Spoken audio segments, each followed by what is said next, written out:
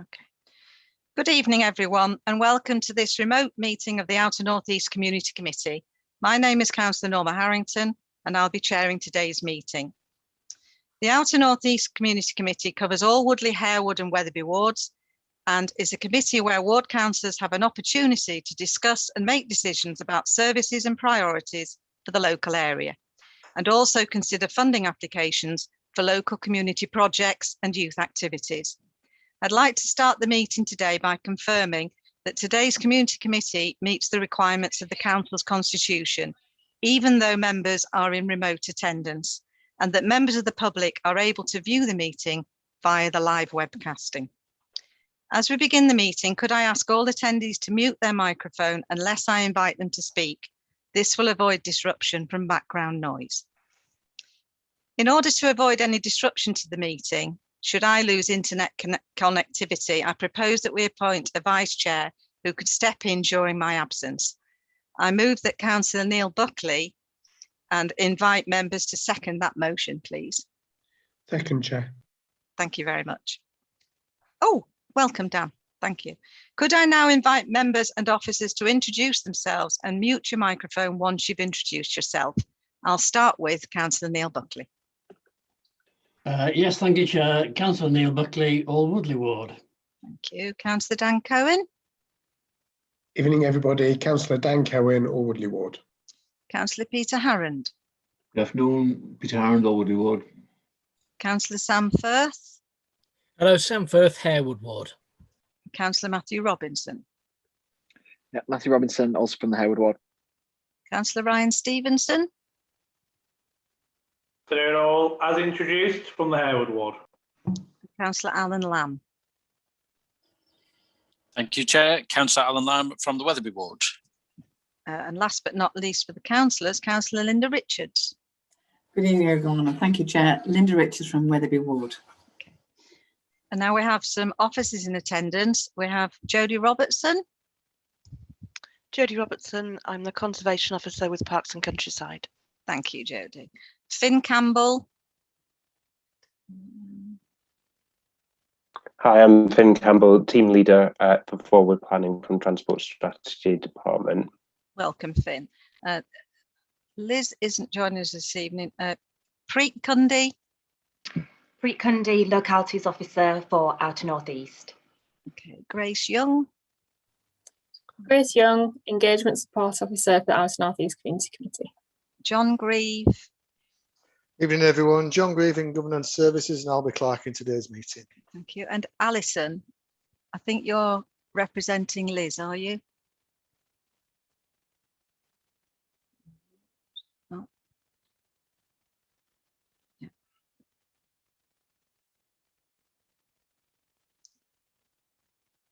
Alison? Alison Sustakowski, I'm one of the locality programme managers in the communities team. Thank you. Thank you. Right, so moving to agenda, the item number 1. John. Thank you, Chair. Under agenda item 1, there are no appeals against the refusal of inspection of documents. Under agenda item 2, there are no items which require the exclusion of the press or public. Under item 3, late items, I previously circulated an additional wellbeing project, Raby Park fencing, so I think that's agenda item 12. And I've also circulated an email which we received this morning, environmental harm from motorways, and that's from a Bramham resident. So are members okay to accept those as late items? Yep. I can see people nodding, thank People you. are nodding, yeah, thank you.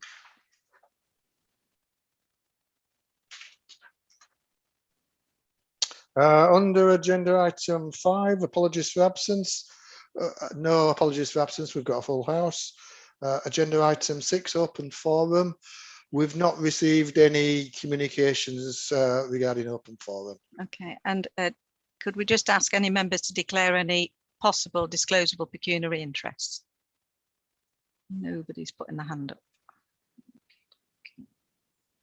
Right, so then we're on to minutes of the previous meeting held on the 7th of December 2021. Can these be accepted as correct?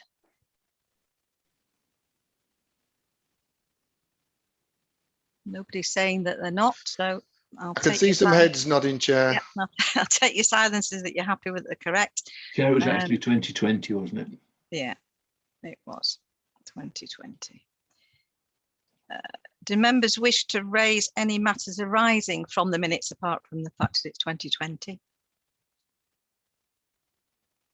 Nobody's nodding or putting the hand up. Right, thank you. So we're now on to agenda item number 9, which is funding for pond creation and restoration for the Great Crested Newt Conservation. So could I invite Jodie Robertson, please, to present the report for this item? Thank you. Thank you. I just wanted to bring to your attention that there's going to be new funding available this year and in years ongoing for pond creation and restoration for the purpose of conserving great crested newts. This funding is coming from Natural England. It's being delivered by the Yorkshire Wildlife Trust, and it's come because of changes to the licensing scheme for great crested newts in terms of development. So what's changing is that developers now have the option to pay a conservation payment to Natural England instead of going through the previous steps they might have done to get licensing for development where great crested newts are present. And this money will go towards either creating or restoring ponds for the purpose of sort of landscape scale conservation for this species. What's unique about it and why I wanted to bring it to your attention is that it also covers management costs and monitoring for 25 years. The difficulty with it is that Natural England they've identified what they called strategic opportunity areas for great crested newt conservation. Now I have access to the maps where they think these areas are, but they're not publicly available at the moment, which makes it difficult. They will be available later in the year, but if you can think of areas where you think pond creation would be suitable, then I can check the maps for you, or you can contact the Yorkshire Wildlife Trust directly. There's certain criteria to be met to get this funding. One is that you have to be within 500 metres of an existing pond. They're also looking for sites where you could possibly fit at least 2 ponds, preferably up to 6 or 8 on the site. And they mustn't be shaded on the southern boundary either. So it's really just to bring it to your attention that this funding's available and to kind of get in ahead of the game. At the moment, it's just a pilot scheme, and it's due to go live, I think, later this year. But I think there's going to be a lot of interest in this, so it would be useful to get in sort of ahead, really. Does anyone have any questions? I think Councillor Firth had a question. He put his hand up first. Thank you, Chair, and thank you, Jodie. I just wanted to ask one quick question, which is if, for example, a pond cannot be relocated within 500 metres, will that obviously then have the implications that it would do already currently? How does it currently work out? What's going to be the difference about in terms of planning applications, etc., and development? So at the moment, if great crested newts are present in your pond, there may only be, say, a small population of them, maybe 2 to 10 adults or something like that. What Natural England have done is they've looked at past biological data. They've also done a sweep of what they call eDNA surveys in 2018 across the whole district, and they've mapped the areas that they think would most benefit great crested newt conservation. So the payments go into creating sort of linking habitats and creating stepping stones where they think the population can expand from, rather than saving small ponds that are hemmed in by development that really don't have a chance of actually standing the test of time, if you know what I mean. So yeah, the 500 metres from an existing pond is where they're looking at the strategic opportunity areas.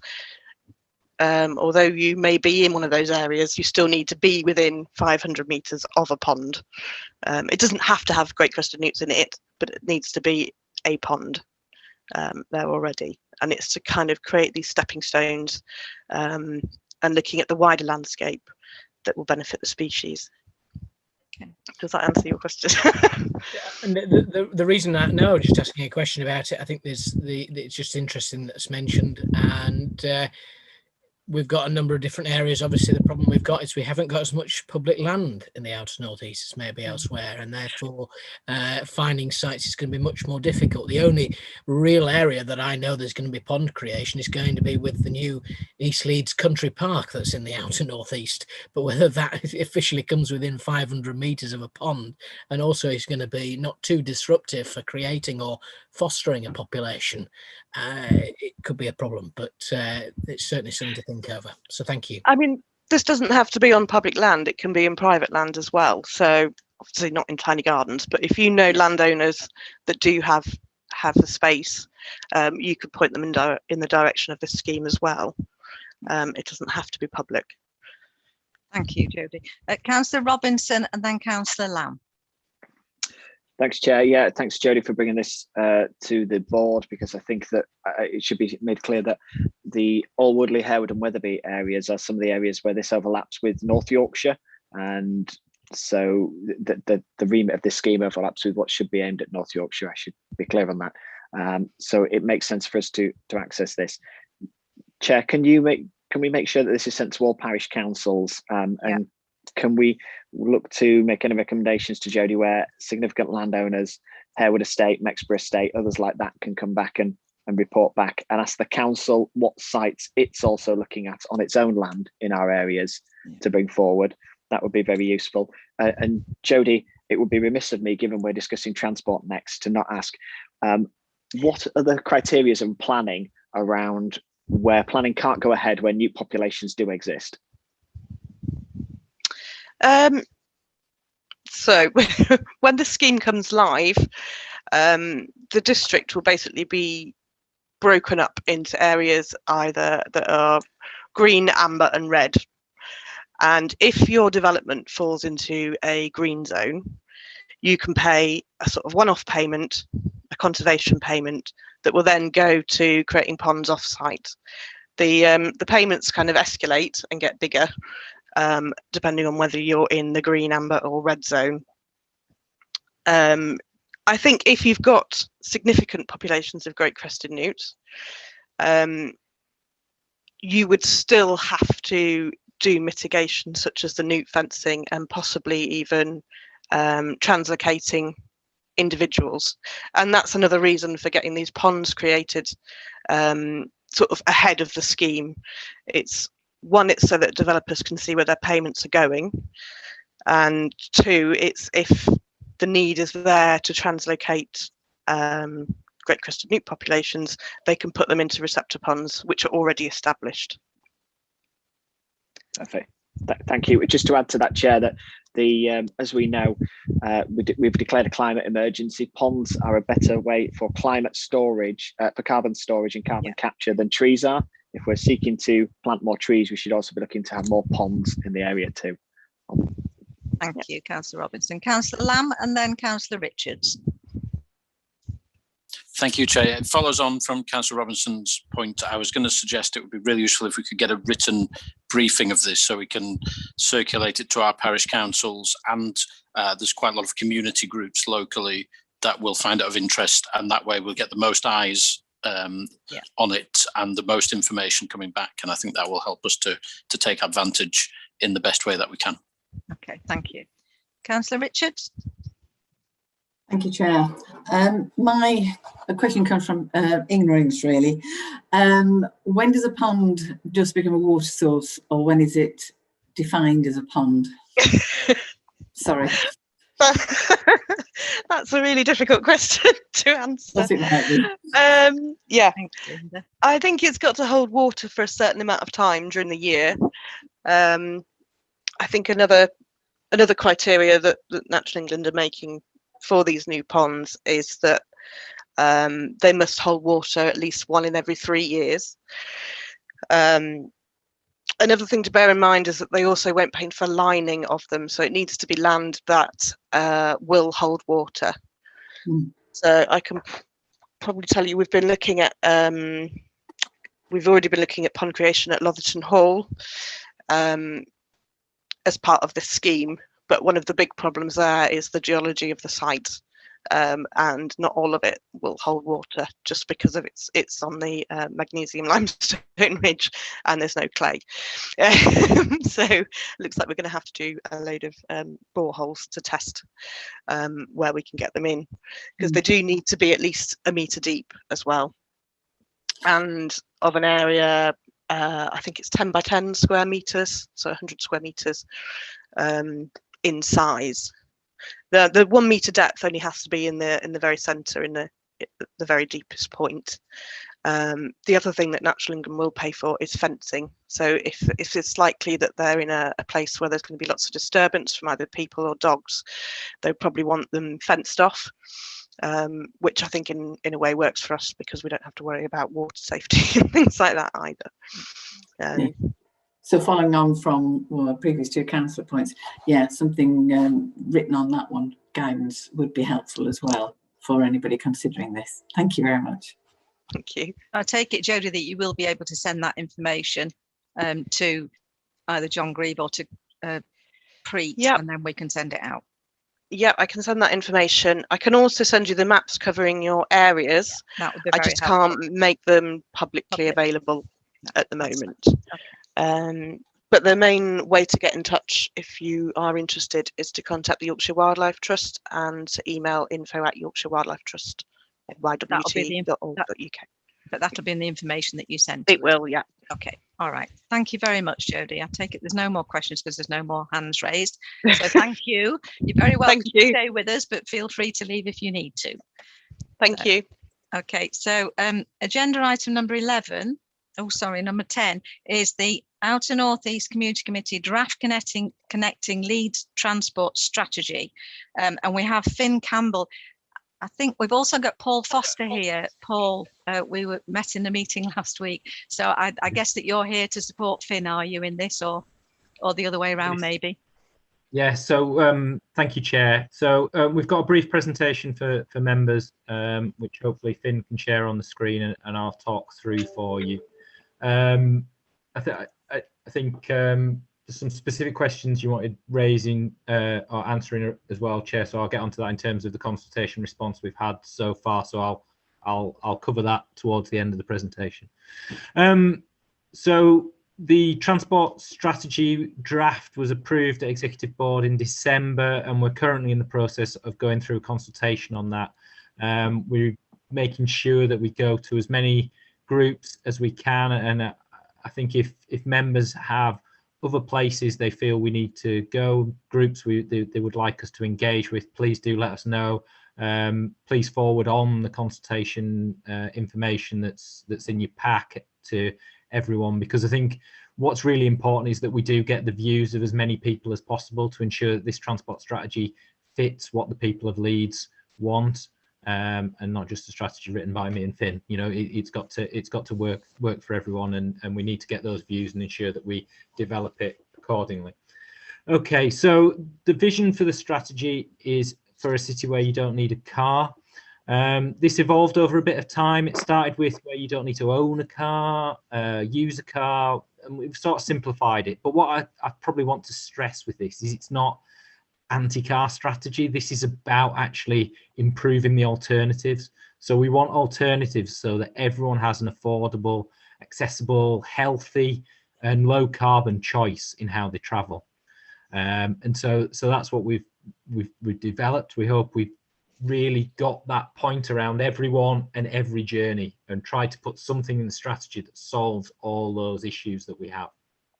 So it's based on sort of our three key objectives around tackling climate change. Transport's currently 1/3 of the emissions that we have in the city, so we've got to look to reduce that if we're going to meet our 2030 net zero target.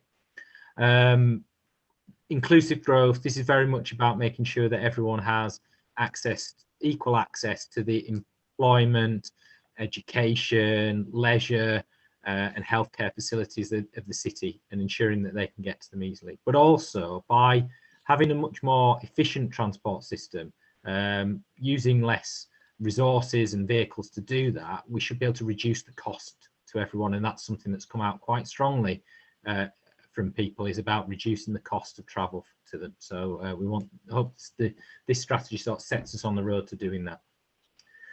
Improving health and well-being, obviously walking and cycling are well documented as massively improving our health in terms of both physically and mentally. Really important, but also within the strategy we've got to look to deal with the negative effects transport has on our health in terms of air pollution and road danger. So we've set ourselves some challenging targets in terms of as I said, the 2030 net zero for the climate emergency, a real shift in how people travel, reducing car use, increasing public transport, walking, cycling by a huge amount. But as you can see on the far side, that still means that we accept there's still going to be a significant amount of private car travel in the city by 2030. And we need to look at how we can decarbonise that probably. We've also put in the strategy statement around Vision Zero and a target we want to have for 0 people killed or seriously injured in Leeds roads by 2040. Now, if you put into context that in 2019 there were 350 of these types of injuries and fatalities on the roads, so we've got a long way to go on that, but through a sort of collaboration between ourselves and partners, especially the police, to change the way we do enforcement, education, and change the infrastructure of the highway. It can be done, and it has been done in other cities around the world. Oslo is a notable success story with that, but it's about changing the approach and making sure all partners are working towards that. Okay, Finn. I think the climate emergency is one that's really focused our attention when we've been developing this strategy, and to meet that 2030 target is going to be hugely challenging. So what we've set out in the strategy is probably the sorts of measures and policies that we could introduce if we got sufficient backing and funding from the combined authority and central government to deliver about a 43% reduction. Maybe 50%. We've done some sensitivity on that in terms of the effect of working from home more because of sort of post-COVID. We feel that's going to happen to an extent as well, so we could maybe reduce a bit further because of that. But still, there's a huge gap to meet, and so we've put a number of measures in the strategy that we're suggesting and want to understand people's views on. They're things like workplace parking levy or a low carbon zone, which are about charges that will encourage that behavioural shift, but also generate some funding to spend on the positive things that we're putting in the strategy to enhance public transport and sustainable travel. We're also looking at therefore how can we fund public transport differently? How can we make it work? Every meeting we ever go to, every consultation we ever go to, people tell us about the buses, how they're not doing everything that they want them to do, whether that's be reliability, frequency, places they serve, or fares. And we've got to make ourselves do something about that, and maybe putting some more public money into that is a way to kickstart that virtuous circle with that element. Okay, Finn. The transport strategy has 6 big moves, and I think contained in your pack and report, there's a bit more detail on each of these, and obviously key themes that we felt need to be addressed. And it goes back to that point around trying to have solutions for every journey, and hopefully a number of these elements work here. But I think maybe focusing on sort of that creating healthier street spaces and communities is very important here. How do we make the residential areas that we live in and the district centres that are close by, how do we make them better connected? How do we make the obvious choice for travel to be to walk or cycle to those local facilities? How do we increase working with planning colleagues, with other services within the council and other providers across the city? How do we make sure that the things you need to access on a daily, weekly basis are actually within those easy walking distances within your community? So that's a key element that I think applies to all these areas. There's some work on transforming the city centre in there, acknowledging its point of as the city region's main employment and economic focus, but it's not all about the city centre, and I must stress that with this strategy. Enhancing public transport, as I've said about buses, is very essential that we do this. Enhancing rail as well, but in the end, buses and are going to do carry the most people of all public transport forms, and are going to continue to be that, and we've got to make a success of them and make them better. And so there's some suggestions in the strategy about how we do that, in terms of allocating road space to them, reducing the delay, making the operational cost of those buses lower, and therefore returning some of that investment from the private companies into better services, lower fares, increased frequencies. There's a lot of work. Obviously, we can't do that alone as the council. We're working with the combined authority on that, who are the public transport provider, and I think that they've set out their strategy as well for this at a West Yorkshire level.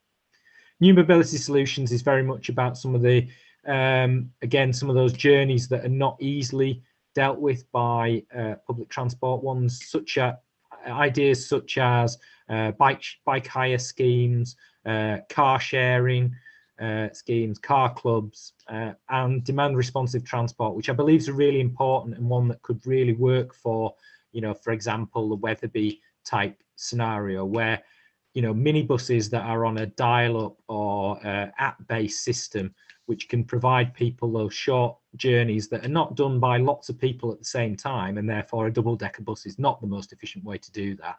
But by having a smaller, more flexible system, we can actually provide that service and reduce those people who are isolated because of the lack of public transport connectivity, and it can work really well in a rural setting as well as those small towns. And then finally, delivering mass transit. And I know, Chair, you asked some questions on this, and the combined authority are developing work on this, and we see this as an important part of the mix going forward for a successful city and city region. So I think we did look back at the results of the consultation or conversation we had in 2016 around what Outer North East told us, and I think I've covered a number of these in terms of the public transport provision, the irregularity and expensive buses, community travel, again, that sort of demand responsive transport, and tackling those local connectivity issues on street and footpaths that's noted there. But I think all the time the point at the top around parking and making sure that those who are using the car have got the place to connect into those systems, especially for the more rural areas, is really important. So stations and park and ride obviously play a part in those getting a replacement in part for those long distance journeys that we make. Okay, Finn. So the consultation is open till the 11th of April. It's been extended to ensure that everyone has an opportunity. We realised that it was going to close on the 26th, but given we're coming to these meetings on the 22nd, we need to extend that and make sure people have got adequate time to have a look at the documents and comment on that. Really welcome people to do that, and as much as you encourage, as I said before. I think now's probably the opportune time for me just to look at the stats that we've had so far. Finn, just correct me, I think that if I'm wrong, these are for the responses so far in Outer North East, is that right? There's only been 68 respondents on the survey so far. Of those, 55% strongly agree with the objectives that we've set out. They have the reason that they may change their travel behaviour has been mainly the most answered was around concern for the environment, and the second was a low carbon zone.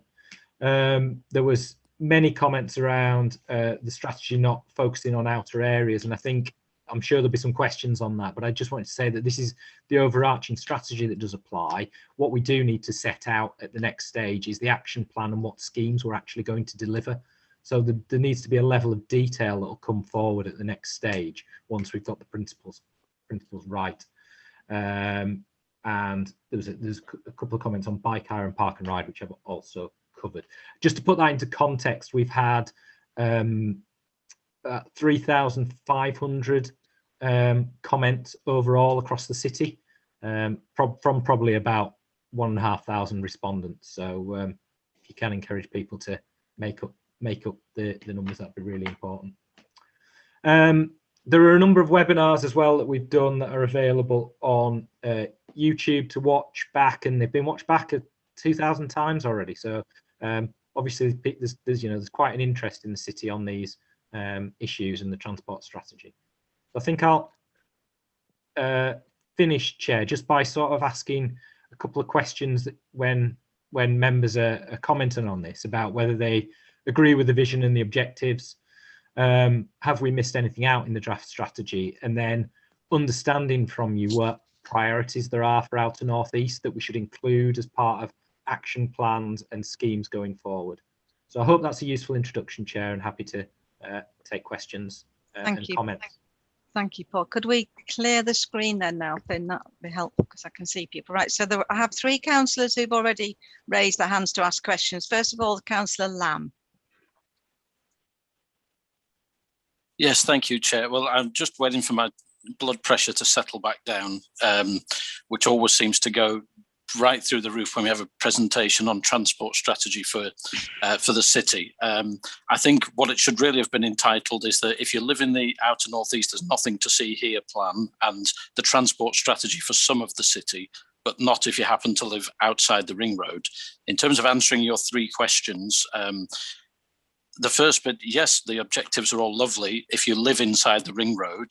The second, I forget what the second question was. I think it was what's missing.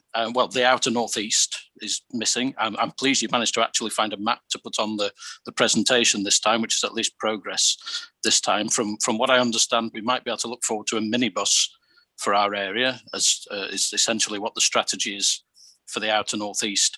But we just seem to go around in circles, which is somewhat ironic given the subject matter. And we don't seem to be making any progress. I think the reason so few people have responded to the consultation is because they're fed up that nobody's listening. We've had consultation after consultation, and people keep saying there is nothing here for the Outer North East. There is still nothing here for the Outer North East. And that's why people they're fed up of being asked the question and giving the answer and being ignored. So I don't know what else to say really, because it just seems like there is nothing. This is not a strategy for the Outer North East. To be honest, I'm not sure why you've come. It's a bit of a waste of time, and I'm sorry to be so downbeat on it, Chair, but the message needs to go back to those who are responsible for this, that this simply will not do for our area. It's pathetic. Okay, thank you, Councillor Lamb. I understand that you have very strong feelings about this, as do several of our residents in the Wetherby ward. Can I take Councillor Stevenson's point next, and then maybe, Paul, you could respond to those 2, and then we've got another couple of councillors. So, Councillor Stevenson. Thanks, Chair. Unlike Councillor Lamb, I won't hold back. Councillor Lamb hit the nail on the head. Have we missed anything? Yes, the Outer North East. If you imagine Leeds, as the city of Leeds as a clock face, there's absolutely no public transport between 12 and 3 p.m. There's nothing. And what you're giving us is a few bus routes, and that's not going to solve the problem at all. Neither will a park and ride in a location that's completely useless on the A64 and doesn't catch anything from York or utilise the motorway. So you need to go back to the drawing board on that. Consultation-wise, it always amazes me when local authorities seek to do a consultation and then they'll get a response, which is probably at best 10% of the electorate, and they'll base their whole ideas around the responses of the 10%. And they miss the fact that the best consultation available is how people currently choose to use transport. And the majority of people in the city choose to use their car for different reasons, not least the reliability of public transport, but travel's a bit like water. It'll take the route of least resistance. And it is much easier to get in your car and drive to where you want to be. And with that in mind, I noticed on the slides there was talk of a 30% reduction in car use as a target. And that seems to be a bit contradictory to me in terms of looking at government strategy on banning petrol and diesel cars and that all new cars will be electric vehicles, because it strikes me that the government are encouraging us all to ditch our petrol and diesel cars and invest in somewhat expensive electric vehicles to travel around so we can all be green. And at the same time, Leeds City Council is still telling us that we can't then use those electric vehicles to travel into Leeds. So I think an answer on that and some joined up thinking would be helpful to us in terms of general motor vehicle usage. Is it the case that we want to ban them even if they are green? Or will there be some sort of acceptance that if you can afford an electric car, you can travel into Leeds as you please? Thanks, Chair. Paul, would you like to respond to those two councillors? Yeah, I will do. I think I'll take the bit around electric vehicles first. I think there's the government policy obviously is to and government target for net zero is 2050, and as a national strategy, that's a much easier target to deliver on than a 2030 target, given the production rates and the availability of electric vehicles. The average vehicle, the average vehicle's 10 to 15 years on the road from new. So to get that turnover by 2030 is not going to be possible in Leeds. The other points that I raised around the strategy, around making sure that it is inclusive for everyone. So we know there are 33% of households in Leeds don't have access to a car. There are many people who do, either through age, disability, or financial constraints, can't afford a car, and we want to make sure that this is an equal strategy for all. And as Councillor Stevenson pointed out, the cost of new electric vehicles is very high, so we want to provide alternatives to that. I do accept that they are in a hierarchy, they are going to be preferable to a petrol or diesel car, and those people who feel that it is their best alternative, then we are doing work to encourage that in terms of putting in charging infrastructure for EVs, etc., to make sure that that is a option for people going forward. But I think the whole point of the strategy is that we do need to, in a sort of urban environment, we do still need to do that. There's going to be the 30% figure as well, there's going to have to be some spatial distribution about that. It's not going to be 30% on every road and every street, is it? We're going to have to look at that, and we're doing some work to show how that applies and how that might differ between the inner and outer areas, and therefore what our strategy needs to be in terms of road design, EV provision, EV charging infrastructure provision, etc. And naturally the outer areas will need a greater provision of that, and higher capacity for cars in the future than the city will. So I think probably that's something that starts to answer Councillor Lamb's question and criticism. We have heard it loud and clear from other areas as well, the outer areas around this strategy. I do think, I'm sorry that it has got you so heated and so upset about that. I do think that what we're setting out in terms of a vision and trying to achieve the targets that we've got, achieve the objectives around the climate emergency, has put a huge challenge on us that we're responding to, and we're giving you the options that we can look at, the ways we can start to do that. There is one of our big moves is on decarbonisation, and that might be the answer that you see and many individuals see as the way to go, is to just change the power of their vehicle.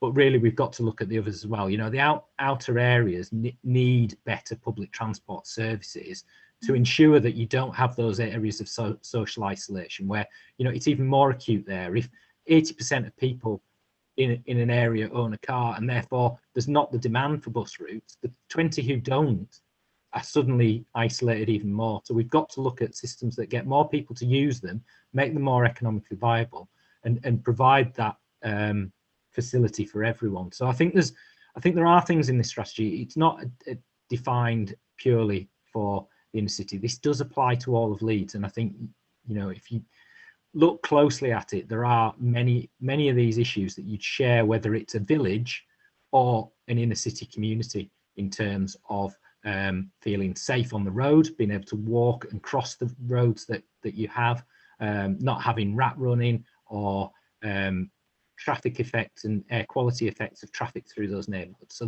the things we're trying to solve are similar in these communities, acknowledging the differences, but we have got similar things that this strategy is setting out that does start to tackle some of the issues in the outer northeast.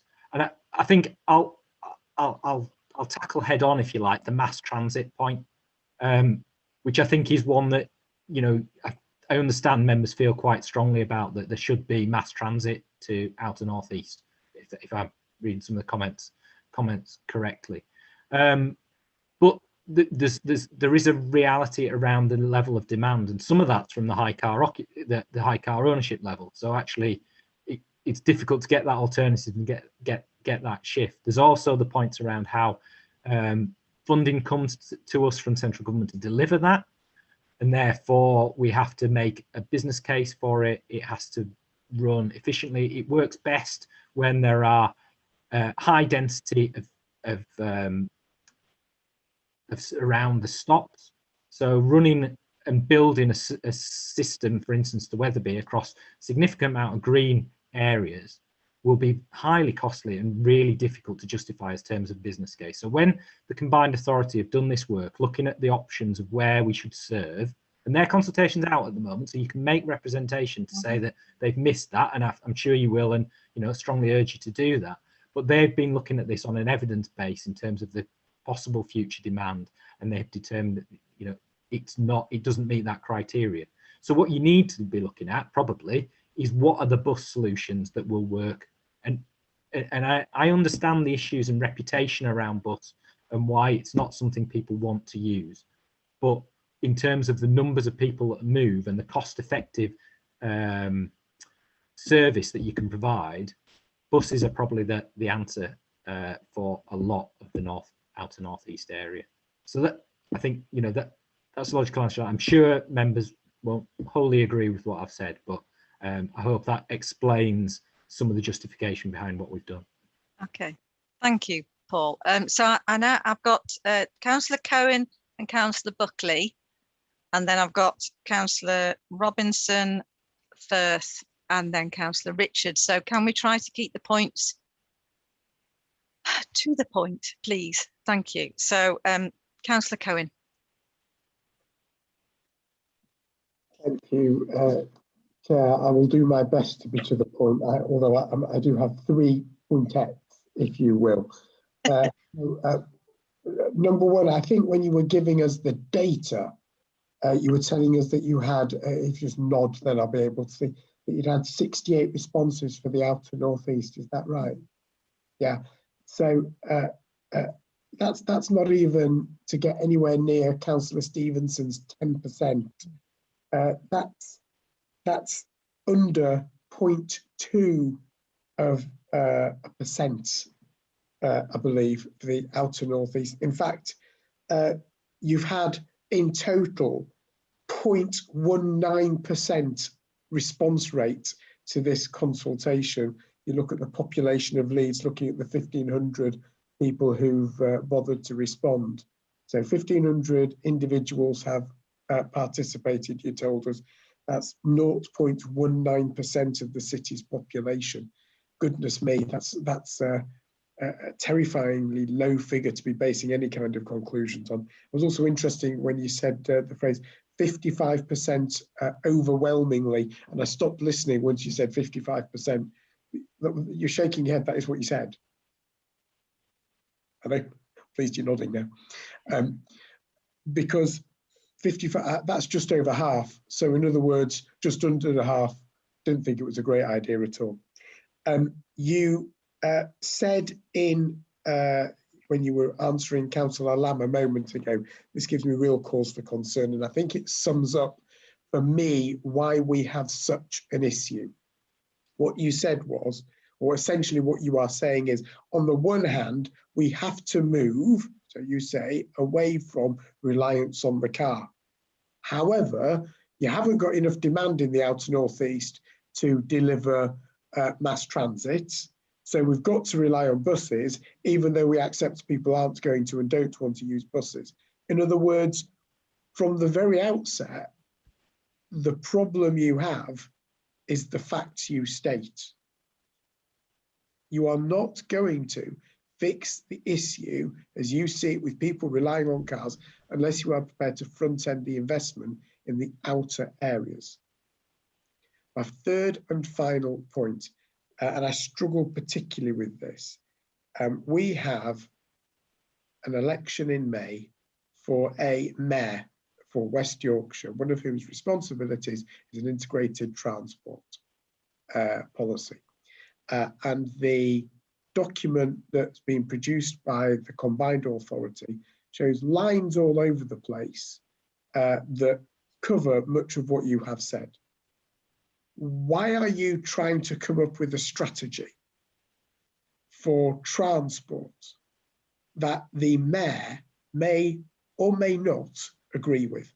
I'll tell you now, if the person sat in this virtual room is elected in a few weeks' time, I'll tell you now, most of what you're saying will have been an absolute waste of time. I'm speaking for him, he can speak for himself. But I'll guarantee he won't be leaving vast swathes of the city, or indeed West Yorkshire, out of a transport system as you seem to be doing. Thank you, Chair. Thank you. So, Councillor Buckley, have you got any points or questions? Yes, Chair, please. One or two of them might just overlap with what Councillor Cohen has just said, but they would do anyway. Just to call them out, really, in no particular order. Paul and I have had discussions on this in many different forums over the last 2, 3, 4 years, or whatever it's been. But surely the problem, as Councillor Lamb said and Councillor Stevenson originally, this is an urban strategy, and we don't live in the urban area. That's the first thing. We are not an urban area. People who live in outer northeast don't talk particularly about living in Leeds. They talk about going to Leeds and that kind of thing. It's a different way of looking at it. And the point that Councillor Cohen just made, I actually just highlighted that myself. Exactly that we need a mass transit system for all sorts of good reasons. So you said, Paul, but then in outer northeast, we're not going to have one. We'll have to make do with buses. Well, buses, you get a bus from Wetherby to Leeds, it takes ages and it's stopping and it's just not, well, there's nobody on the thing, even when we are allowed to go on it in comparative terms, and that's the reason why. And just, I'm hopping around a bit here, but for instance, the walking and cycling strategy at the heart of some of this is, if that was actually applying properly to, in this particular case, Alwoodley, we have a footpath on a country lane, which is a main arterial route running northwest, southeast from Alwoodley to Addle and so on. And that footpath is dangerous. And highways know it is dangerous, and yet nobody will fix it. There could also be a cycling provision there of some way. But this is where the reality is different to all the plans on paper. Just coming to climate change, Paul mentioned 2030. We've had this discussion before. We've got 2030, we've got 2038, which is WICA, we've got 2045, which is the UK cities, we've got 2050, which is the government. And right at the heart of the document that I've got here, which is the big document on this, is the airport. It's right in the middle of the drawing. And if you take the airport as one of the objectives of the feeder transport links, that completely negates, does it not, the point about climate change? Because the chairman of the Climate Emergency Advisory Committee has already said that in his view, Leeds cannot meet 2030 without we don't have the airport. And just onto the particulars of the consultation, you said, Paul, what the people want. Well, people do want nice things. Would you like an all singing, all dancing system? Not mentioning that they can't actually have it here. And they'll say yes, but this is going to cost, by your wording, £70 billion. There are just so many things here. One final point, Chair, if I can. Thank you. Low carbon zone. What's the difference between a low carbon zone and a congestion zone? Paul, would you like to respond to those two councillors' points, please? I will. I think I'm probably, from Councillor Cohen, probably just taking those points on board, although I think probably maybe I didn't make myself clear. I think, you know, I do think buses have got potential, are the answer, and we do have to grow those. People are going to have to understand that they can use them. There are examples in other cities, in other areas, and even in routes in Leeds where, you know, for instance, the 36, which goes from Harrogate to Leeds, has seen patronage growth over the years. It's increased its frequency because of that. By offering a quality product, we can get people to change from the private car. The number of people who own a car but still use that as their commute is quite high. I don't know the exact numbers, but I'm sure Transdev could tell us that. But I know it's something that they quote quite often. The other example is Park and Ride, where we've done that. You know, we've seen a successful uptake of people using Park and Ride. Again, get a quality product with a bus-based solution, and people will change and use it. So I think accept what the main points, but I think that will be there. Mass transit, just one more point on mass transit, and I, you know, I'm a real advocate of it, and I do think we need it in Leeds and Leeds City region. But just as context, Manchester's Metrolink, which has been developed over the last 30 years, only carries 1.2% of all trips in Manchester. So mass transit, however quick you build it, however much you extend that, is not going to be the answer to reducing, you know, the whole answer. It's part of the answer for high demand, high density corridors. So yes, Councillor Buckley and I have had numerous debates on these. I think your point around not the urban area, again, I think we've heard that a number of times, and I think we are going to make sure we respond to that in the final strategy. I think it's clear that's part of the solution we need. I think the buses point just made, footpaths and cycling. I think probably this highlights how far we have to go, and leads to that point that he makes around funding and how much we would need to change the infrastructure that we've got at the moment to achieve this. We know that we don't get enough funding to deliver everything we want to deliver. The change that we need to make is huge, and we've all should be making the case that we need that investment. So yes, I accept that, you know, at the moment the levels that are coming in are a real challenge, but we've got to spend it, what we do get, on the right things, show that we can deliver quickly, have success from that, and then hopefully deliver more and get more through the next rounds of funding that there might be. The Climate Commission's statement on the airport, I understand that. It's a similar argument made by many people on this. You know, it's similar to the well, why should we bother if China aren't doing it, if the United States aren't doing it, if other countries aren't doing it. But there's a point around taking responsibility, isn't there, for our own actions and how we're contributing to climate change. And so tackling individual transport, we shouldn't not do it because someone else isn't doing their part. I think that's maybe answers some of that point. But we should be pushing for all aspects to be done if we believe that we need to solve that issue around carbon, don't we? And just finally, so a low carbon zone would be based, the charges for the vehicle would be based on its carbon emissions, whereas congestion zone would just be for the vehicle and the space and the time or the route that it takes. So a low carbon zone would discriminate based on the emissions. Okay, thank you, Paul. I have got 3 councillors that want to ask a question, and can I come back to Councillor Cohen at the end? Yeah, except, Chair, a big chunk of my question was completely ignored. Which... Okay, yeah. Do you want to just come in with that point now then, and then I'll come to Councillor Robinson, Yeah. Richards.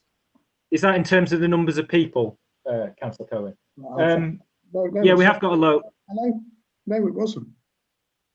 It was about the fact that a West Yorkshire Mayor is shortly to come along with an integrated transport policy that will cover pretty much everything set out within this, and frankly override anything contained within this Leeds policy, because it's an integrated transport policy for the whole of West Yorkshire. So why are we bringing this forward now before the Mayor is in place in about 8 weeks' time?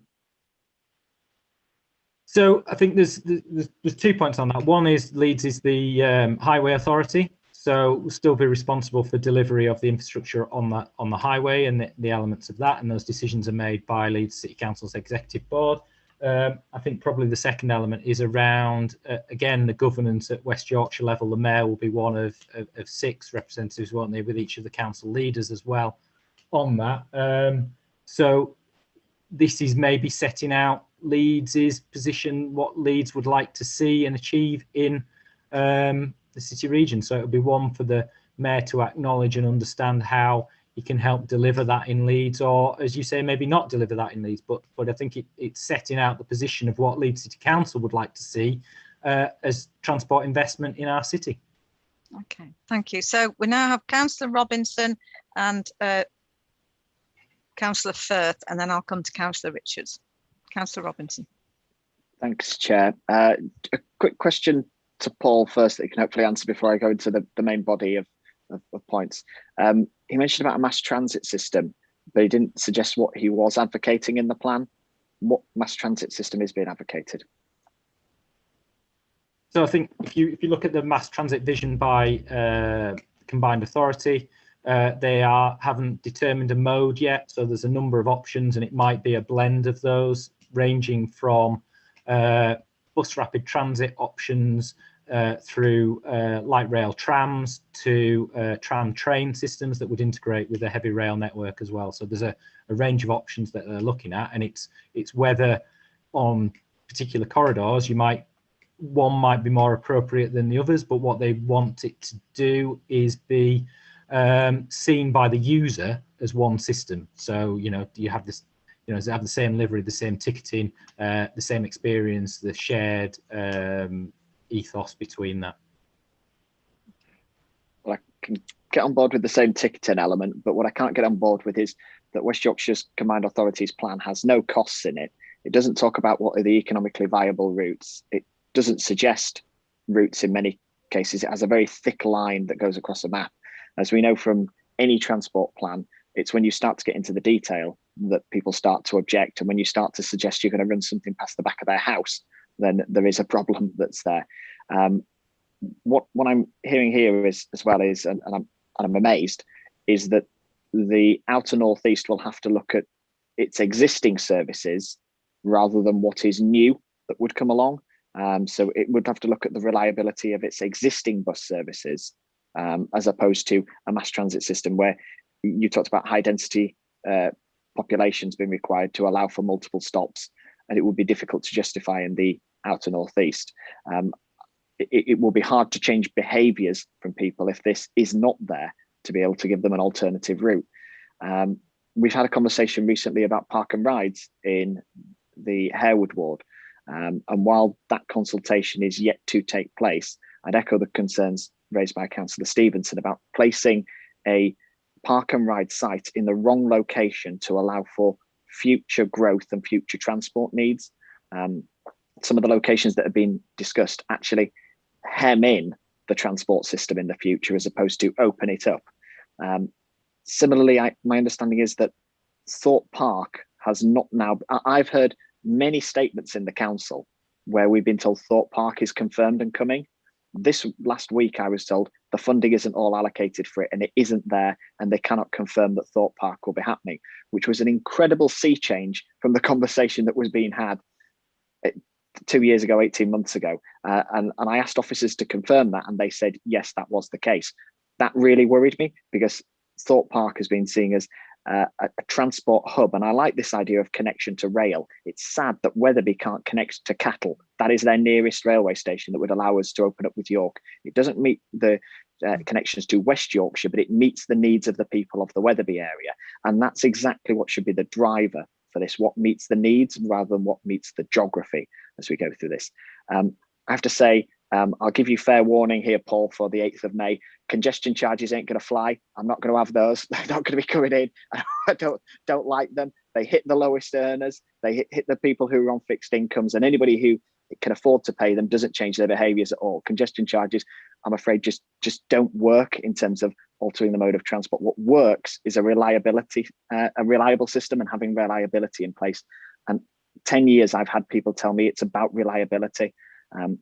They won't take the bus if they cannot get to work on time, if they can't get to their doctor's appointment at St. James's, or if they can't connect to the city centre. And that's what really worries me about this. And I would hope it's the thing that you'll take away is many people in the outer northeast would go into Leeds to go to the theatre, to go to the cinema, to have a meal and to shop, and would look to take a bus to get them home. They just can't do that with the existing system that's in place. It is not an option that's open to them. And so that hampers the economic viability of businesses in the city centre, but the choices that people make across our region. And if we're changing one thing on the buses, it's about that reliability. It's about connecting them to where they need to go, when they need to go. And at the moment, they just don't feel that. Okay. Paul. So I probably have questions rather than answers, but I know that's not appropriate. We could do them on the 8th of May, Paul. You can do them on the Monday. We could do them then. That's fine with me. I guess the challenge is that to deliver the things you talk around reliability and extended services and times in a deregulated bus environment requires either public subsidy or enough demand for the bus operators to want to do that. And I think if elected, that will be the challenge we want it to be. We absolutely agree that we need reliability. We need better services that go to different places, but it's how we actually deliver them. And that's the challenge. The operators will tell you that it's about reducing congestion on the route, so giving them more priority to help them run efficiently, etc. But you know, that'll only do so much. It's how do we get more funding into the system to deliver the public transport that people want? And I think that's what we're trying to set out in this strategy. So hopefully, I think it'll be a common challenge from the 8th of May if we get there. Thank you. So can I move to Councillor Firth and Councillor Richards? If you could give your questions together, please. Councillor Firth.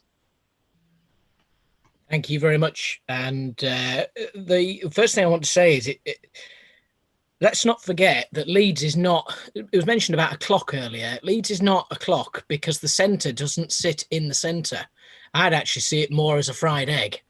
Sorry for that, Chair, but the fact is that the yoke is actually towards the southwest rather than actually anywhere else. And actually we should be talking about within that yoke, improving services so that those services that come out to the outer northeast and elsewhere are not slowed down by the fact that they're used by so many people who live further into the city centre. And it doesn't seem to me that there's been much progress since we had the State of the City meeting maybe 2 years ago, in which we were all in an active travel session, whereby we were told effectively that those people who lived in Wetherby West should cycle more because it will make it easier for them to get into the city centre. At which point we all went, what is going on? There doesn't seem to be much progress other than a minibus or a bus that moves a little bit like a certain company that uses telephones to Google technology to get people around, if you're trying to allude which company I'm talking about. I think the biggest thing, as I can say, is that it was mentioned that this is the plan that Leeds may want to put forward to West Yorkshire Combined Authority, therefore not including the outer northeast effectively. That is Leeds' vision for where they want to be. And at the same time as that, talking about it in a bit further detail, isn't it funny that we're having two consultations about more or less the same issue at the same time? Wyker and Leeds City Council are having discussions about their transport strategy, including mass transit, including improving buses at the same time. No wonder there is 68 people of the 1,500 that have responded in this particular area, because I have to be honest, the question is, are those strategies that are going to result from that, sorry, the results that are going to be compiled, are they going to be compiled and actually looked at reflecting on both of them together, or are they actually going to be separate? The biggest question is when we're in this situation of a pandemic where people themselves aren't out and about, aren't getting much information, no wonder that potentially the results are quite low. And I suspect that those that are already looking for it will be the ones that have responded to this consultation. So when it comes to all of this, I also think that there's another problem, which is we are in a climate emergency. We are in a new normal for the moment, but we are still in the pandemic. And it is going to happen that the city centre is going to reboot itself, and that not everyone will be working from home. And therefore, those areas that we represent, which are, yes, I understand, probably a lot more cars and more potentially individuals that are more professional and have more opportunities because of, unfortunately, the areas we represent. And therefore, as a result, I think the simple fact is that I think that the strategy is baseless in the fact that it thinks about that more people are going to suddenly work from home. It is not going to be the case that suddenly we're going to have a mass movement of people not working in the city centre. The city centre is waiting to boot up again. And although it may not be the city centre that it was before, it certainly is getting ready for it. And there'll be many people that will be waiting for that chance if the roadmap is followed. I also think that when we're talking about mass transit, it is a spine of which the ribs should be the bus services, if that is the case. And as a result, we need to look at that in terms of how that will have an impact in terms of where those buses are going to come in. And also the fact that the only offerings for the outer northeast are a park and ride at all Woodley gates and a park and ride to do with the A64 corridor. And the fact is that when it looks at those two, the fact that the projects themselves are being looked at isolation, as Councillor Robinson said, because the Thorpe Park, for example, which is literally just down what is going to be the new East Leeds Orbital Road, hasn't been given the funding yet. But if you spoke to the same people that are telling us otherwise, they would then say, yes, well, at Thorpe Park, isn't it going to be great? But no, when we're discussing generally the strategy of the whole of the east of north of Leeds, it doesn't become involved in that. And I also think as well, when it comes to certainly looking at services, the 36 is a fantastic service, but it's one service. And the 36 runs through the west of the outer northeast. We have other services and a massive swathe of rural area that is not covered by a service like that.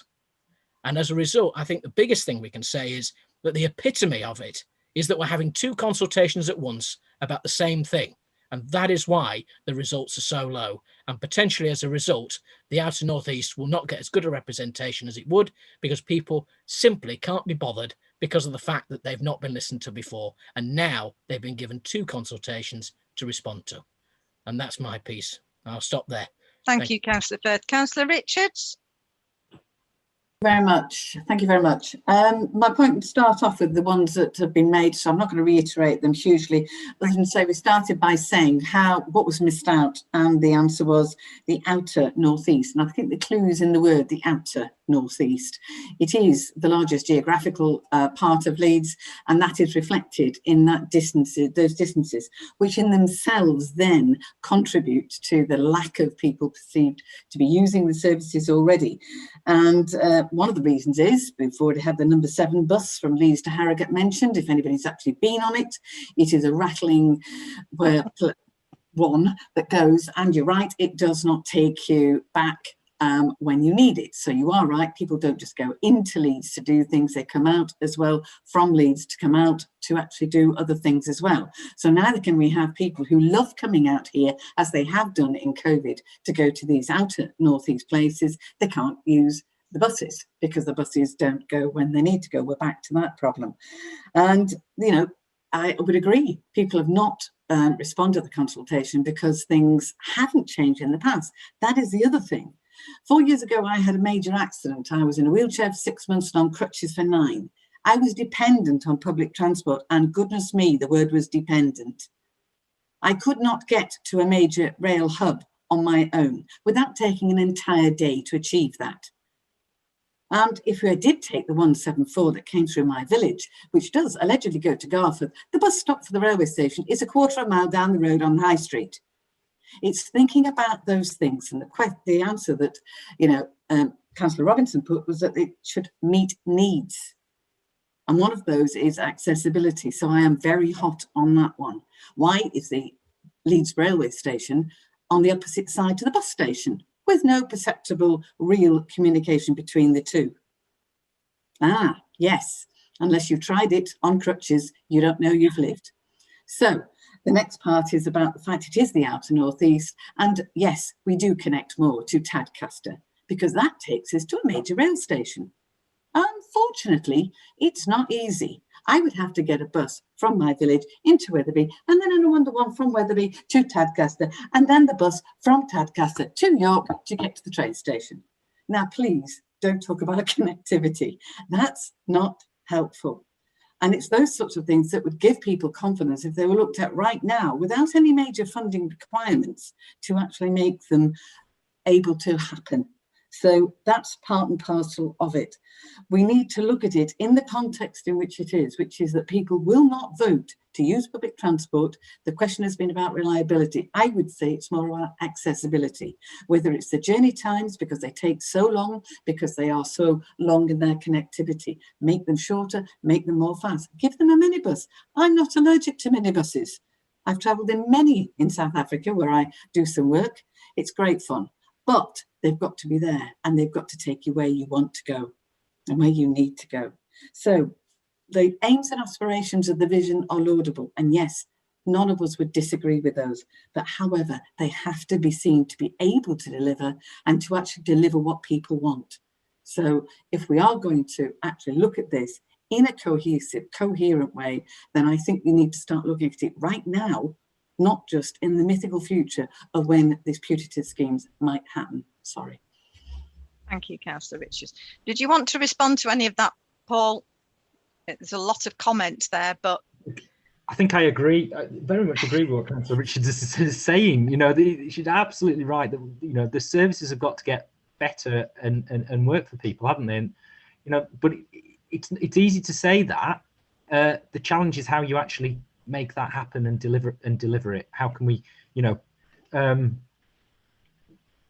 you've either got to have an economic service, as I said before, or it's got to be paid for by public subsidy, and both those things are a challenge to get the demand up to do them. So maybe it's a build it and they will come, or provide it and they will come, but who's going to take the risk on that? And I think Councillor Firth, amongst those comments, I think the point around Leeds City Council and the combined authority and how they work together is probably one I should address, isn't it?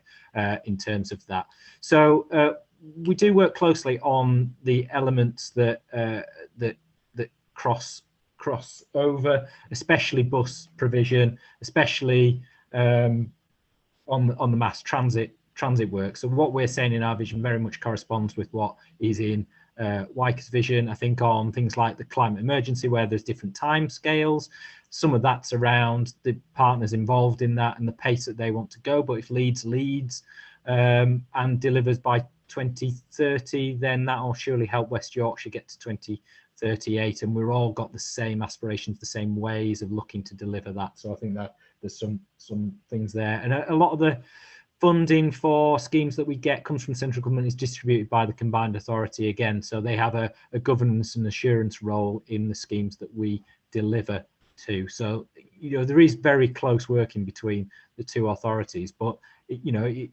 it it is sometimes needed to have something that is local, as you would probably been suggesting in terms of you need something that's right for outer northeast. We need something that's right for Leeds in a West Yorkshire context. So it's a similar argument, maybe.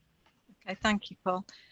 Councillor Buckley's got his hand up. Is it coming back to your previous point, Neil, or? It was just to come back very briefly, Chair, if I can. Yeah, if it's very brief. It's very brief, just a couple of comments. Just to put everybody clear, I think it was Councillor Firth mentioned the park and ride at All Woodley. That's off.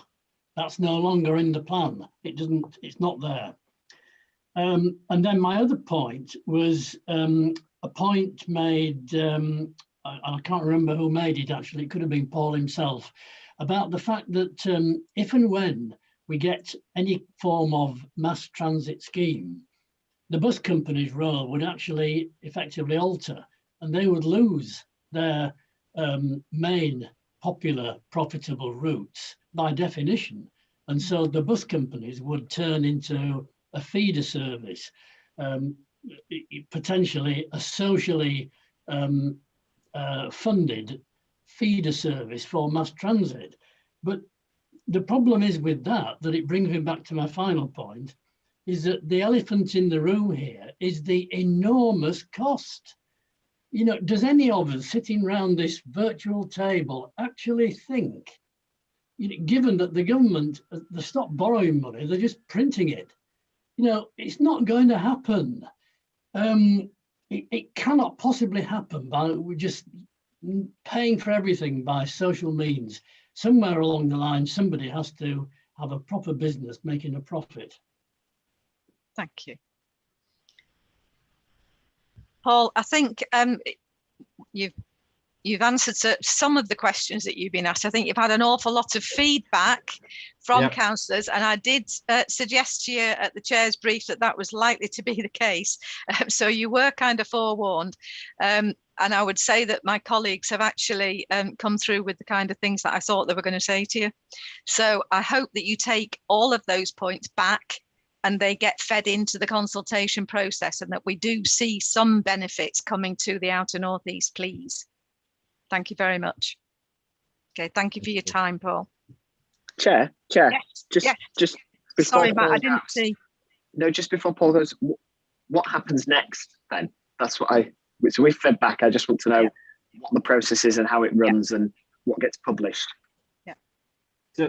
So we'll do the consultation close, do analysis of that, publish that, develop up a final strategy through exec board some point in the summer, and alongside that have an action plan that sets out, if you like, some of those details of the schemes we're going to do in the first couple of years, 2 or 3 years, the ones that are committed, the policies that we want to take forward. So they'll be included in that at that point. So I hope that is that. Yeah, that's I guess that's what I was meaning. What, you know, are you going to be setting out what happens in the first 2 years, 5 years, 10 years, and that way, and how this is going to look and how it's going to be published, and presumably when this will be revisited again, because a bit like Councillor Buckley said, if and when mass transit comes, and I believe it will come to areas, that fundamentally changes the model for other services. It fundamentally changes the access that's there and starts to influence people's movements. So what we're discussing now won't be right in 5-10 years time, because there will have been an impact. There'll be new housing, there'll be other elements to this too. Yeah, and I think that's absolutely right, Councillor Robinson. We don't want to set out exactly what we're going to do for the next 10 years, because we don't know what the future holds in terms of people's travel behaviour habits. We don't know what the funding situation is going to be, and as you say, things will change over time, and we need to be flexible and adapt to that, don't we? Okay. Councillor Lamb, you've got your hand up. Please make it brief. I'll be very brief, Chair. What my ask, following on from Councillor Robinson, is actually there's an acceptance that this does not scratch the surface of the transport issues in the outer northeast. And even if it's not going to be in the final strategy, will there be an acknowledgement that it isn't addressing the issues of our communities and there is a need to address them? rather than just paying lip service and saying, well, you'll have to depend on some buses. And that's that. My hope is actually something happens. The last time we had this conversation, nothing happened. There was no acknowledgement. It was just, well, shrug your shoulders and there we go. So that's my ask. Yeah, we'll definitely pick that up. The other areas in the outer have felt that this strategy is not right for them at the moment as it's set out. So we'll do work to address that across the board. Okay. Councillor Cohen, did you have your hand up, or was it a mistake? Absolutely agreeing with what Councillor Lamb said. Thank you. Okay, thank you very much, Paul. Thank You you. better go while the going's good. Okay, so the next item on the agenda, gentlemen and ladies, is the dates, times and venues of the community committee meetings, and that's over to John. Thank you, Chair. So this report comes yearly to committee. So turning to page 42 of the pack, we've got 4 dates suggested: 7th of June, 13th of September, 6th of December, and the 7th of March. The suggestion is we continue to operate on Mondays at 5:30. For the foreseeable future, we'll do remote meetings, but as the legislation changes, we could be back in the Civic Hall, hopefully in the not too distant future. Okay. Councillor Cohen. Thank you, Chair. Sorry, I'm just slightly thrown by the last comment because our first meeting was June. Of course, the legislation expires in May. There's no current timetable to table primary legislation, which is what it would take. I know whips are going to be having some discussions in fact, tomorrow. But I'm surprised that we're talking of virtual meetings when there's no legislative basis for that. John, do you want to just reiterate some of the conversation that we had this morning? Well, yes, I'm aware unless the legislation changes, meetings will be held in the Civic Hall. And I think we're making plans to put in place hybrid meetings. So members will need to be in attendance in the Civic Hall, but officers could join online. And I think that's currently in terms of being discussion. Okay. Councillor Firth, does your point relate to that? Yeah, thank you, Chair. I just wanted to come on a bit further to Councillor Cohen's point, which was actually to ask, are there any possibilities that instead of having it in the Civic Hall, that we actually, if we are able, that we can actually have it in the community? Or will it be too difficult technologically wise? I think you've raised a good point about will it be too difficult technology wise. Yes, in the Civic Hall we've only got facilities to broadcast onto YouTube. That'd be very much a lot more difficult if we were to go out into other venues. I mean, I suppose if the venue was large enough, then we could invite the public in, but again, it'd be all social distancing. So it would be very difficult, but we'll have to see how things progress. Okay, Councillor Buckley, you had your hand up, and then Councillor Cohen. Yes, Chair. I'm just a little bit confused as well, because when we get to June, social distancing doesn't apply, does it? It's all over.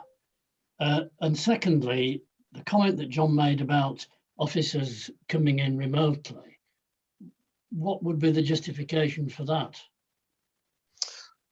Well, assume we'd be in committee room 6 and 7, because that's the only venue we can broadcast from at the moment, and also the council chamber. Committee room 6 and 7 can only hold, I think, 15 seats, if you like. So there would have to be some restrictions on how many people could come in. I mean, I know you've said social distancing is going to go on, I think 21st of June. Possibly. But again, if we actually go down that route, then yes, possibly we could be back to normal running. And I think it sounds as if it's something that is still being discussed, and they are planning for possibly having hybrid meetings, which would mean that for anything to be enacted, the ward members would have to be actually in the room to vote. So you could join remotely, but you wouldn't be able to vote if we were required to vote on anything. So it might be that we have to have a hybrid meeting, but of course we're waiting to see what happens about the legislation. Councillor Cohen. Sorry, Chair. Sorry, Chair. If I can just briefly come back on that. Yeah. What I don't want to get into a situation with is this slippage, which is so predictable. The legislation, as I understand it, finishes in June. Therefore, the first day it finishes, am I not right in thinking that everybody involved in the meeting should be in the room, and that there's no need for hybrid, there's no justification for it, and that we should all be back to normal? Well, I think that's the hope, Neil, but I think that from what I've grasped from what John was saying to me earlier, is that yes, they are, Leeds City Council are looking at that provision, because we don't know for definite whether they are going to do something about changing the legislation or not. And I accept that Councillor Cohen said there were timeframes, etc., but emergency legislation has been brought forward before. So I think John's just trying to outline to us, as far as I can see, that there's the possibility that it may well be a remote meeting, or it could be in person, but those details will come out in due course when we've got another few weeks down the line. Councillor Cohen and then Councillor Robinson. That's really kind. Thank you, Chair. Let me just be clear. This is not something I am levelling in any way, shape or form at John. No. Or indeed yourself, Chair. I realise that John is, I know John would like everybody back in the Civic Hall as quickly as possible. I know I shouldn't put you on the spot here, John, but I know many officers would like us all back in the Civic Hall as quickly as possible. My concern is that there are some who do not want this for various reasons, and therefore my concern is that these kinds of meetings, which are, I accept, quite convenient in many regards, are not the best way for us to meet to conduct business on behalf of our residents and make decisions on behalf of our residents. And I would like the default position for officers and councillors, where possible, to be decision-making meetings for sure, being in person. Yeah. And the initial line that John took was not that. And what I'm saying is, from May, when as it stands, the legislation comes to an end, the plan should be that we are meeting in public. We shouldn't be making a plan to meet remotely, because that's not what the current provisions are. And from June, we don't know what the social distancing requirements will be. Let's hope that they are not needed and not necessary. And if that is indeed the case, then obviously that should be the basis on which we are meeting as well. Okay, thank you. Councillor Robinson. Thanks, Chair. Did I hear John right that the meetings that are suggested would be for the Civic Hall? Those would be the venues. Yeah. So that's right. Okay, so we wouldn't be returning to those community meetings for the community committee just yet. Well, not yet, if we need to be able to still be able to do anything with webcast. Okay. With that in mind, then, could I suggest that the first meeting takes place in the Civic Hall and we have a meeting room booked? Because I intend to be going to that meeting room and to be there for that meeting, whether anybody else is there or not. And could I suggest that for the other form, and Councillor Buckley is going to be there as well. We'll be in the pub afterwards too. And could I then suggest that venues are sought for those other meetings in each of the 3 wards to set this out now, and whether that's Harewood or Woodley, whether it be whatever order you want, and pick it up, and we agree that now. And if it has to change, then we look at that. But as has been said, the default position, the legislation runs out, we meet in person, and I think we should operate on that basis.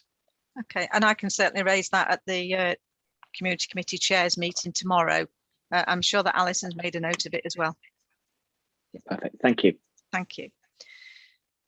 Right, so is that bit done then, John? We've covered everything there. I think we've covered everything. I think members are agreeable to the 4 dates suggested. That'll do for me. Right, okay. Outer North East Community Committee Finance Report. You have all seen the finance report. Preet is going to just highlight the things that need a decision making. She's not reading the whole report out. It's the points that she needs clarification on from ward members. Preet. Thank you, Chair. Yeah, so I'm just going to quickly read through the applications that have been considered at ward members or via email, and I just need to get approval. So I'll just go through those in turn. So the first one, and it starts on page 49. So the first one is the purchase and installation of a communal shed, £500, and it covers Wetherby. Are we in agreement to fund? Yes. Super. The second one is Allerton Primary School, COV School Expansion Works. This is coming from the All Woodley ward. 6,600 from their capital pot, 3,400 from their well-being. Are we in agreement? So could I just clarify, while it is linked to Allerton COV expansion, it's also to facilitate the drop-off for Allerton High School as well. It is for both, which is one of the reasons why in total we are indeed contributing as ward members 10,000. Thank you. Thank you, Councillor Cohen. Sorry. Go on.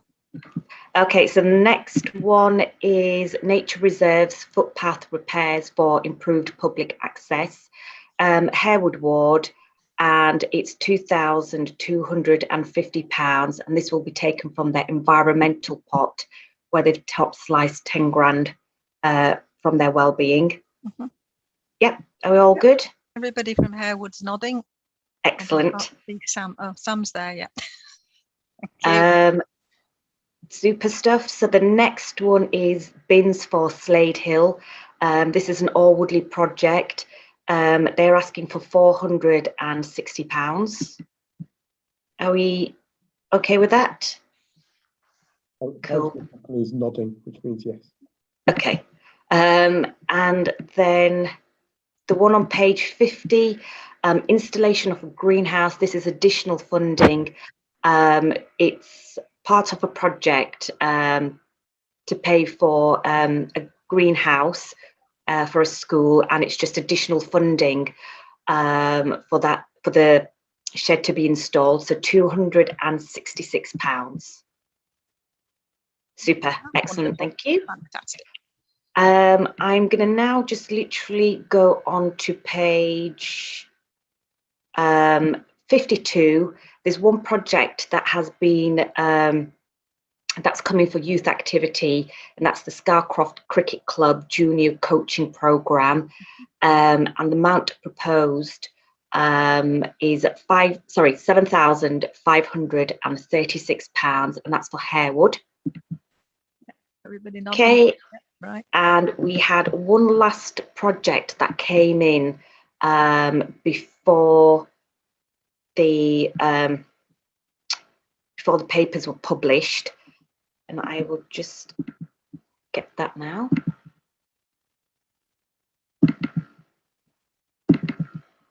So this is a supplementary to the finance, and it was a project that was discussed last week for Wetherby, and it's Raby Park fencing, £1,448. Is that okay? Oh, excellent. So those are my projects, and I've got my approval. So yeah, I'm happy. Thank you. Councillor Robinson. Thanks, Chair. Preet, just for clarity and confirmation, the COVID funding towards Collingham, does that need signing off, or was that be signed off through another avenue? That's been signed off. Okay, good. Collingham Primary School. Yes, I think we've they've been paid. Good. Okay, sound. Thank you. Okay. Any other ward members with a question for Preet about anything that was on the finance report? It wasn't a question, if I may, Chair, but just a comment. I just wanted to pass on some thanks, actually. As you probably know, the Alwoodley ward members used a big chunk of the COVID funding to fund tech in local schools, and I just wanted to say a big thank you to the speed at which all of those payments were made through to the schools, because it allowed the tech to be bought incredibly quickly and out to families really quickly. So thanks for that. Yeah, can you relay that, Grace, as well? Yeah, okay, thank you. So the next item on the agenda is the Community Committee update report. Again, Preet is not going to read it out. If there's anything major that you want to point out, Preet, could you do so now, please? No, I don't think there's anything major. It's just general updates from services. Happy to take any questions that you might have back to the services if you want to raise, but I don't think there's anything urgent. And I would have guessed that most ward members would have done that in ward members meetings anyway. Yeah, nobody's putting the hand up, so that's fair enough. John, we need to deal with the late item that was brought, don't we? You're on mute. That's right, Chair. An email was circulated to members, health implications from motorways, submitted by a resident of Bramham. I mean, if it's agreeable to members, I think you need a lot more information than what's provided. So would it be agreeable to ask officers from highways to produce a report and come back to next meeting in June? Yeah, I think there's various departments, having read the email on Sunday night, that there are quite a lot of areas that are in that. So we just need to make sure that we get input from all of the areas that could answer a question for that lady. Okay, and there's no reason why the Community Committee Environmental Subcommittee couldn't actually look at that as well when they have their next meeting, if there's anything they want to do with that. But we'll look to ask officers to attend next Community Committee meeting with a report on that, and it will be dealt with formally at that meeting. Everybody okay with that? Chair, before it ends up at the Environment Subcommittee, is it a highways matter, rather than an environment matter? There's all sorts of stuff in it, Matthew. There's lots of questions that the lady has raised about air quality, about noise pollution, that there is a whole raft of issues that the lady has actually highlighted. So that's why I'm saying that there's more than just one department of Leeds City Council that needs to be involved in it. And I would expect that once we've got a report, the Environmental Subcommittee might actually want to look at that and make some comments too. Okay, that's that. If it's looking at the report and the outcome of it and how things can be adapted, that's fine. I think if it's no, if it's anything else, no, it'll be looking at that report. Yeah. Okay. Have I missed anything, John? No, Chair. I think you've covered everything on the agenda. Goodness for that. Right. Okay. We don't usually do any other business. But I do know that one member has an issue that he wishes to raise. If he makes it very quickly, because we are supposed to be in another meeting. Yeah, thanks, Chair. Very briefly, on encouragement from the Executive Member for Communities, we recently invited or this committee recently invited parish colleagues to a training session, which was unhelpfully named Far Right Training. I think the training was somewhat well received, I think, by some parishes across the area. But it strikes me that there was a YouGov poll out recently that showed an equal number of people are very concerned about hard left-wing extremism as far right. And in light of the shocking scenes from Bristol this weekend and the riots of last summer, which are hijacked by militant anti-capitalist renter mobs, I think it's worth us as a committee formally writing to the Executive Member for Communities asking her to give equal weight to hard left extremism and put into place so-called training sessions that we can share with our parish colleagues and our communities. So I would like to propose that we do that, Chair, as a short letter, asking for that, and highlight that we as an outer area committee give equal weight and concern to extremism wherever it is, and not just far right extremism. Thank you, Chair. I take it everybody's in favour of that. Yes, most people are nodding. Right, thank you very much. I'll certainly make sure that that's done. Okay, so the date and time of the next meeting, in whichever format it is, will be in June. So look forward to seeing you all then. If well, we'll see some of you before then, but look forward to seeing people on the community committee at that time. Thank you very much for your patience and your attendance. Thank you. Thank you, Chair. Thank you, Chair. Thank you. Thanks.